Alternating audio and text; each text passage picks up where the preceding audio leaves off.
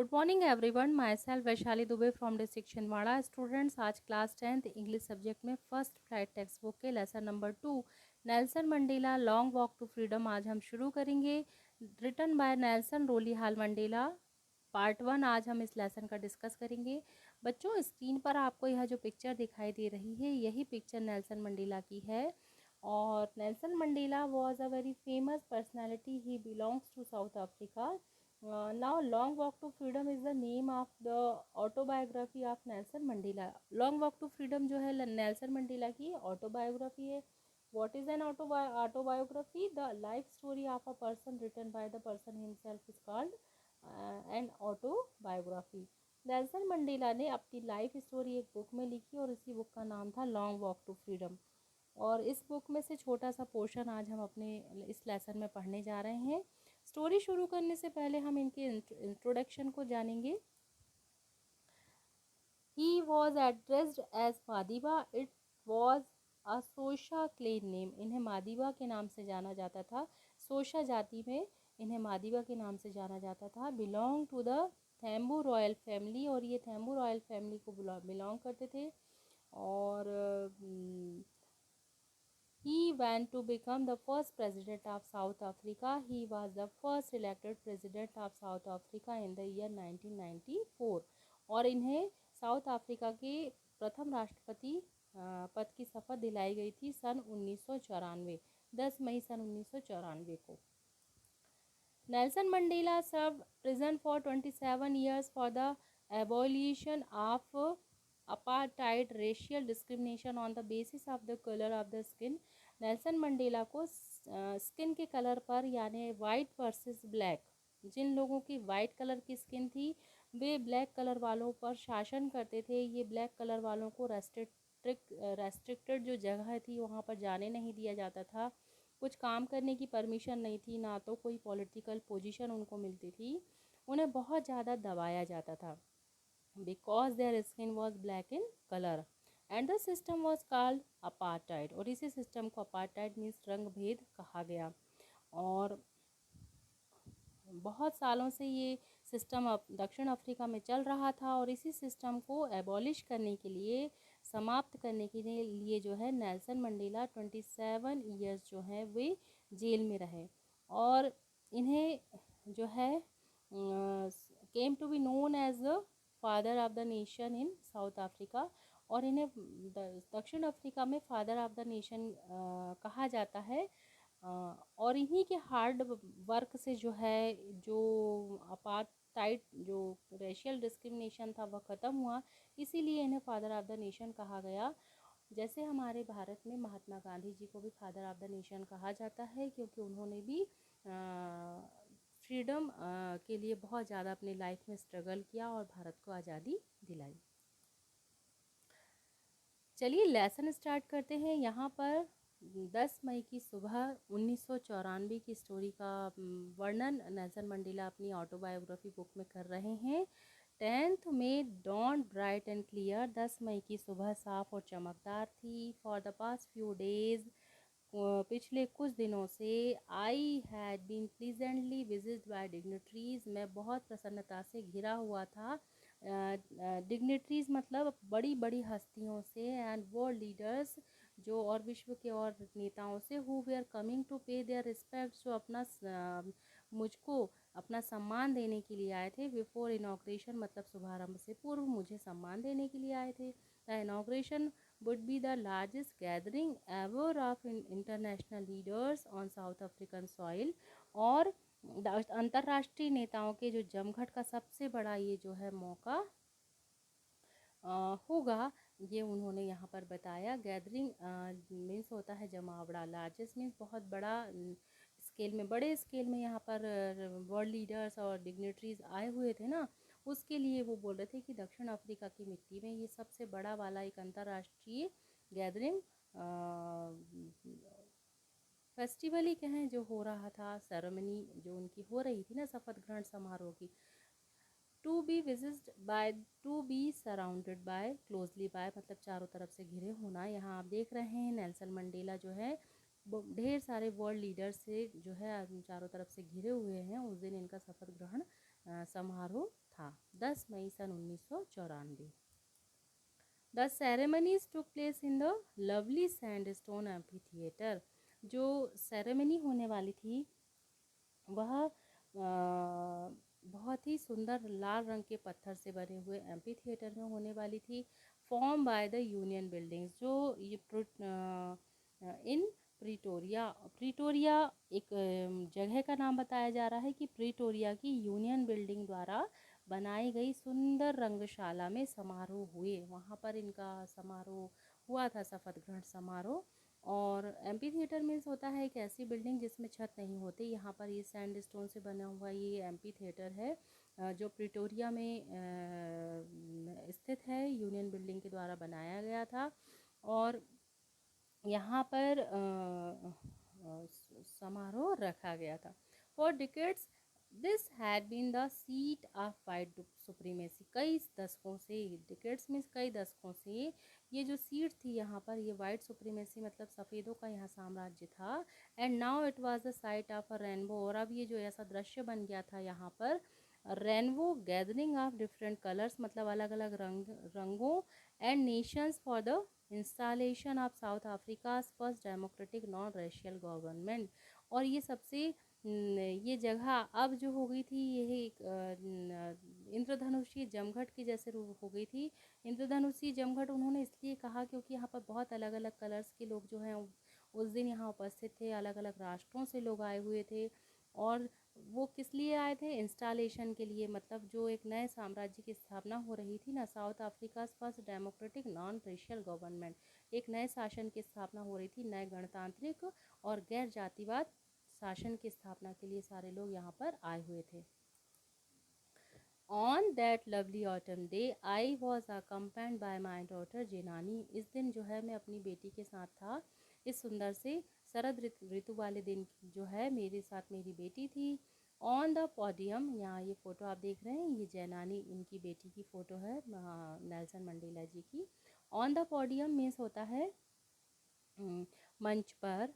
Mister de Klerk was first sworn in as second deputy president. जो Mister de Klerk है इन्होंने प्रथम शपथ ली एज सेकेंड डिप्टी प्रेसिडेंट, द्वितीय उपराष्ट्रपति की शपथ इन्होंने ली। Then Thabo Mbeki was sworn in as first deputy president, और इन्होंने प्रथम उप राष्ट्रपति की शपथ ली कि इन्होंने थाबो म्बेकी ने।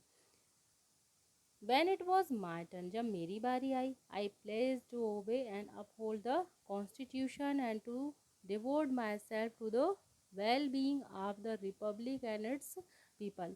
और जब मेरी बारी आई तो मैंने यह शपथ लिया कि मैं पालन करूँगा, उसके साथ होऊंगा, जो यहाँ का संविधान होगा और उसके प्रति समर्पित होऊंगा, उस पर अपने आप को समर्पित करूँगा लोगों की भलाई और गणतंत्र के लिए।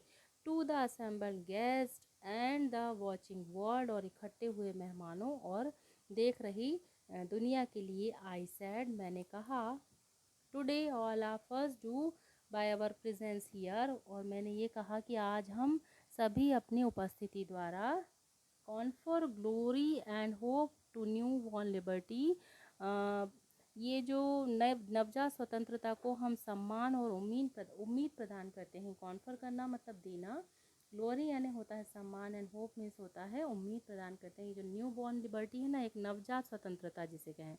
Out of experience of an extraordinary human disaster, एक विलक्षण जो मानवीय बर्बरता थी उसके लिए उन्होंने बोला कि out of the experience of an extraordinary human disaster that lasted too long, जो कई समय से चली आ रही जो एक विलक्षण टाइप की मानवीय बर्बादी थी ना, must be born a society of which all humanity will be proud.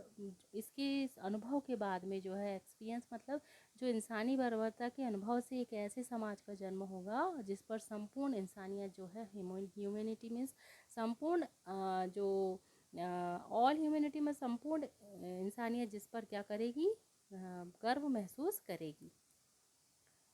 We who were outlaws, हम अपने हमें जिन्हें बहुत लंबे समय तक, not so long ago, have today been given the rare privilege to be host to the nations of the world on our own soil. यहाँ पर मंडेला कह रहे हैं कि हमें जिन्हें बहुत लंबे समय तक जातिवाद की नीतियों के कारण अलग रखा गया था। We who were outlaws meaning नीचे देखेंगे, because of its policy of apartheid many countries had earlier broken off diplomatic relation with South Africa. मतलब इस रंगभेद की नीति के कारण जो अलग अलग देश थे उन्होंने साउथ अफ्रीका से अपने संबंध तोड़ लिए थे। तो यहाँ पर मंडेला कह रहे हैं कि जो लंबे समय से जातिवाद की नीतियाँ जो चल रही थी उनके कारण अलग हमको रखा गया था। आज मौका हमको मिला है कि हम अपनी ही मिट्टी पर संसार के राष्ट्रों के मेज़बान बने। मतलब अब संसार के बहुत सारे होस्ट आए हुए थे ना, उनके हम क्या बने हैं, मेज़बान बने हैं। To be host to the nations of world on our own soil. We thank all of our distinguished international guests for having come to take possession with the people of our country of what is after all a common victory for justice, for peace, for human dignity। और उन्होंने बोला कि जो सभी हम अपने सभी प्रतिष्ठित अंतर्राष्ट्रीय मेहमानों का धन्यवाद देते हैं। वे जो थैंकफुल कह रहे हैं कि जो आए हुए थे ना उनके लिए, जो हमारे देश के लोगों की आखिरकार साधारण न्याय की, शांति की और इंसानी सम्मान की विजय पर हमारा साथ देने आए। देखिए कितनी अच्छी बात उन्होंने लिखी है ना कि we thank all of our distinguished international guest. जो अंतर्राष्ट्रीय मेहमान आए थे उनके प्रति उन्होंने आभार व्यक्त किया, जो हमारे कंट्री में जो आखिरकार आफ्टर ऑल मतलब आखिरकार जो है एक कॉमन विक्ट्री फॉर जस्टिस, एक जो सामान्य विजय कहना चाहिए न्याय की, शांति की और जो मानवीय डिग्निटी की, जो सम्मान के लिए हमारे साथ देने के लिए आए हैं, उन सब का हम धन्यवाद करते हैं। We have at last achieved our political emancipation. Emancipation means होता है आज़ादी, कि आखिरकार हमने अपनी राजनीतिक आज़ादी जो है वो प्राप्त कर ली। We pledge ourselves to liberate all our people from the continuing bondage of poverty, deprivation, suffering, gender and other discrimination. Discrimination means होता है जो अलग तरीके की वहाँ पर व्यवस्थाएं थी। उन्होंने बोला कि आखिरकार जो है हमने अपनी राजनीतिक स्वतंत्रता प्राप्त कर ली। हम अपने आप से शपथ लेते हैं। बी प्लेज मीन्स होता है हम अपने आप से शपथ लेते हैं अपने सभी लोगों को लगातार चल रही अपनी जो गरीबी की जंजीरों से, तकलीफ़ों से, जाति और अन्य भेदभावों से आज़ादी दिलाएंगे। डिस्क्रिमिनेशन मीन्स होता है आज़ादी, डिस्क्रिमिनेशन मीन्स होता है भेदभाव जो है उससे हम क्या करेंगे, आज़ादी दिलाएंगे। Never never and never again shall it be that this beautiful land will again experience the operation of one by another. यहाँ पर मंडेला कह रहे हैं कि अब फिर कभी यह सुंदर धरती एक दूसरे पर शासन नहीं करेगी, नहीं झेलेगी।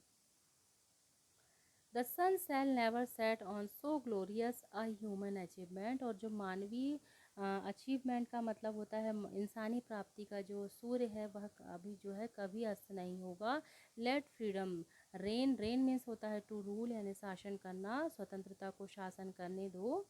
यहाँ पर मंडेला कह रहे हैं कि लेट फ्रीडम रेन मतलब स्वतंत्रता शासन करे। गॉड ब्लेस अफ्रीका, और भगवान जो है अफ्रीका को आशीर्वाद दे। A few moments later, we all lifted our eyes in awe as a spectacular array of South African jets, helicopters, and troops carriers roared in perfect formation over the Union buildings। यहाँ पर Mandela कह रहे हैं कि कुछ ही क्षणों के बाद में a few मोमेंट्स मतलब कुछ क्षणों के बाद में ही, a few moments later मतलब कुछ क्षणों के बाद ही हम सभी ने आदर भरे विस्मय से अपनी नज़रें उठाई। We all lifted our eyes मतलब हमने अपनी नज़रें उठाई। इन ऑ मीन्स आदर भरे, विस्मय से। स्पेक्टिकुलर एरे मतलब होता है आश्चर्यजनक कतार जो थी उसे देख करके। साउथ अफ्रीकन जेट्स, जो साउथ अफ्रीका के जेट्स थे, हेलीकॉप्टर्स थे, ट्रुप्स कैरियर्स थे, ये सब जो है एक बहुत ही परफेक्ट फॉर्मेशन के साथ यूनियन बिल्डिंग्स के ऊपर जो है वो चल रहे थे। It was not only a display of pin point precision and military force but a demonstration of the military's loyalty to democracy, to a new government that had been freely and fairly elected। ये जो थी केवल एक सेना शक्ति और निश्चितता का प्रदर्शन जो है ना था, बल्कि एक नमूना था सेना की वफादारी प्रजातंत्र में और साफ और सही तरीके से चुनी गई नई सरकार के लिए। वहाँ पर उस दिन नई सरकार चुनी गई थी ना, डेमोक्रेसी मतलब गणतांत्रिक सरकार जो नई बनी हुई थी, उसके लिए ये जो प्रदर्शन हो रहा था। Only moments before the highest generals of the south African defence force and police their chests bedecked with ribbons and medals from days gone by saluted me and placed their loyalty। और यहाँ पर उन्होंने बताया है कि केवल कुछ क्षण पहले ही ओनली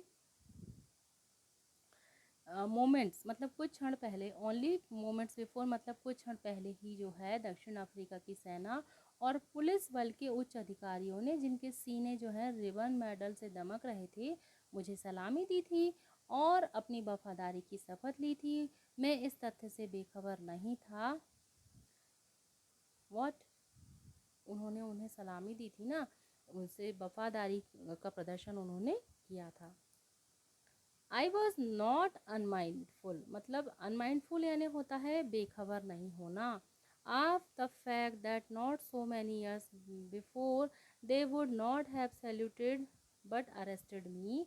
और मैं ये जानता था, मतलब मैं बेखबर नहीं था कि कुछ साल पहले तक वे मुझे सलामी नहीं देते थे, बल्कि मुझे गिरफ्तार करते थे। अरेस्टेड मीन्स होता गिरफ्तार कर किया करते थे। Finally a chevron of Impala jets left a smoke trail of the black, red, green, blue and gold of the new South African flag। यहाँ पर शेवरॉन एक पैटर्न होता है वी शेप का, वहाँ पर बहुत सारे इम्पाला जेट जो है एक के पीछे कुछ जिगजैग शेप बना रहे थे, just like a we.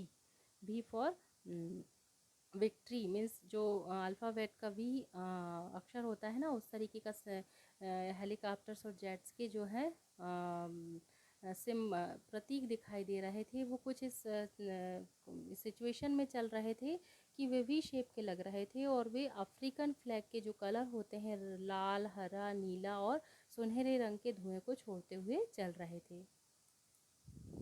The day was symbolized for me by the playing of our two nations anthems and the vision of whites singing Kosi Sikelel I Africa and blacks singing Die Stem।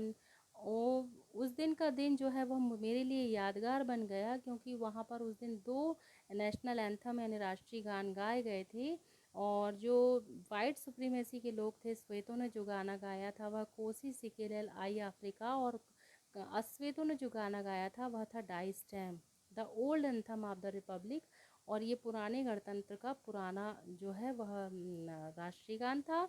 All दो that day neither group knew the lyrics of the anthem they once despised, they would soon know the words by heart। यद्यपि जो वहाँ के लोग थे, बहुत सारे झुंड में जो लोग खड़े हुए थे, ग्रुप मीन्स होता है झुंड, वहाँ पर जो लोग राष्ट्रीय गान की सही धुन को वो नहीं उनको पता था, वे नहीं गा पा रहे थे, जिसे उन्होंने कभी बहुत ही निम्न नज़रों से देखा था। जो वाइट सुप्रीमेसी थी ना, वो ब्लैक कलर वालों को बहुत ही निम्न नज़रों से, डिस्पाइज मीन्स होता है निम्न नज़रों से देखना, तो वे उनके गान को भी याद उन्हें नहीं रहा होगा, तो वे उनको नहीं अच्छे से देखा करते थे, उनके साथ अच्छा बिहेव नहीं करते थे। इसके बाद भी ऐसा लग रहा था कि वे ज़रूर दिल से ये सारे शब्द जो हैं वो याद कर लेंगे। On the day of the inauguration, और यहाँ पर मंडेला बोल रहे हैं कि शुभारंभ के दिन, I was overwhelm with a sense of history, मैं जो है इतिहास के एहसास से जो है अत्यंत खुश था।